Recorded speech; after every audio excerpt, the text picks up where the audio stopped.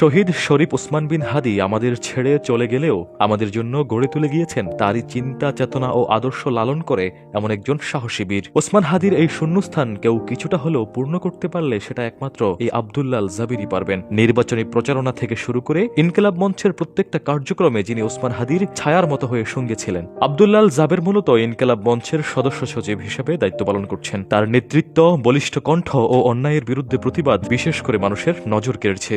আব্দুল্লাহ আল জাবের শুধু ওসমান হাদীর সহকর্মী ছিলেন না, বরং ছিলেন তার বিশ্বস্ত বন্ধু। ওসমান হাদী জীবিত থাকাকালীন তিনি নিজেও বলেছিলেন তার পছন্দের দুজন মানুষের মধ্যে একজন হচ্ছেন আব্দুল্লাহ আল জাবের। দুজন দুজনকে কতটা ভালোবাসতেন, বিশ্বাস করতেন তার একটা নমুনা হচ্ছে একদিন আব্দুল্লাহ আল জাবের তার অনেকগুলো কাপড় চোপড় ধোয়ার উদ্দেশ্যে ভিজিয়ে রেখেছিলেন, কিন্তু সারাদিনের কর্মব্যস্ততায় সেগুলো ধোয়ার সময় পাননি তিনি। ওসমান হাদী যখন ওয়াশরুমে গিয়ে সেই কাপড় চোপড়গুলো দেখলেন, তিনি নিজ হাতে আব্দুল্লাহ আল জুবাইরের সেই কাপড় চোপড়গুলো ধুয়ে দিলেন এবং শুকাতে দিলেন। আব্দুল্লাহ আল জাবের বলেন, আমি দীর্ঘ সময় পর্যন্ত ওয়াশরুমের বাইরে দাঁড়িয়ে হাদী ভাইয়ের জন্য অপেক্ষা করছিলাম। প্রায় আধ ঘন্টা পার হবার পর হাদী ভাই আমার কাপড় চোপড় ধুয়ে বালতিতে করে নিজ হাতে শুকাতে দিলেন। এমনকি এক রাতে আমি দেখলাম হাদী ভাই বালিশ ছাড়া ফ্লোরে ঘুমিয়ে আছেন। আমি আমার মাথার নিচের বালিশটা হাদী ভাইয়ের মাথার নিচে দিয়ে আমি তার পাশেই ফ্লোরে ঘুমিয়ে গেলাম। সকালবেলা যখন আমি ঘুম থেকে উঠলাম, আমি দেখলাম যে বালিশটা রাতের বেলায় আমি হাদী ভাইয়ের মাথার নিচে রেখেছিলাম সেটা আমার মাথার নিচে, হাদী ভাই আমার পাশেই ফ্লোরে শুয়ে আছে। এই দুটো ঘটনাই প্রমাণ করে একে অন্যের প্রতি কতটা আন্তরিকতা ছিল।